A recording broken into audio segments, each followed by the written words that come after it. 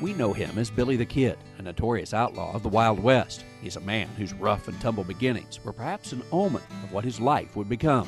His mother died when he was 3 years old, and his aunt, his mother's maternal half-sister, came from the east to get him, and she took him with her to raise as her son. That aunt died when Billy was only 14 years old. They were living in New Mexico at the time, and the kid eventually began working for rancher John Tunstall. When Tunstall was killed by rival ranchers, a feud known as the Lincoln County War erupted. As a result, Billy was wanted for murder. He was eventually apprehended by Sheriff Pat Garrett, found guilty, and sentenced to hang on May 13, 1881. He decided it was time he left before they hung him, and so he broke loose. But he shot and killed 2 deputies. 3 months later, Sheriff Garrett, on the trail of Billy the Kid, thought he'd located him in Fort Sumner, New Mexico. About midnight on July 14th of 1881, Garrett shot Billy in the dark. That's where the story begins to differ. If you live here in Hyco, Texas. Well, the deputy marshal turns the body over, looks up at Pat Garrett and says, "You've killed the wrong man."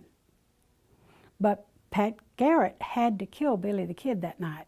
That was the 3rd person he had shot in the back. Garrett buried the body without letting anyone else see it.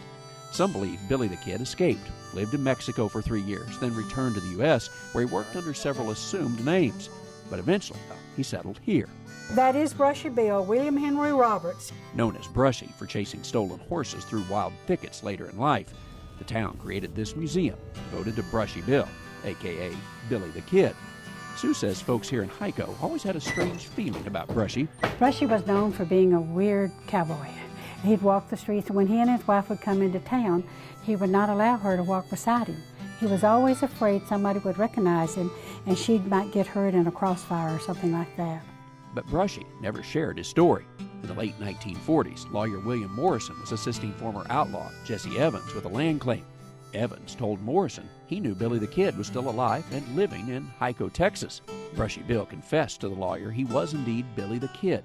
He showed scars consistent with those the Kid was known to have, and facial recognition software showed many similarities. Sue admits she was skeptical that Billy the Kid survived all those years. It really wasn't until 2014 when I started reading all the facts that I totally believed he was Billy the Kid. The evidence persuaded Sue that Brushy was the infamous outlaw. The folks in this area certainly believe. Brushy's grave in nearby Hamilton has all of Bill's names, including the most famous. Of course, there's still a marker in Fort Sumner, New Mexico, claiming to be Billy's final resting place as well. But for most of the folks here, and to many across the nation, it was Texas, not New Mexico, where Billy the Kid was laid to rest. So did Billy the Kid die in 1881 in New Mexico, or did he live another 7 decades under the name Brushy Bill? Well, that's for you to decide. And a trip here to the Billy the Kid Museum will help you do just that. Traveling the countryside in Hyco, Texas, I'm Andrew McCrae.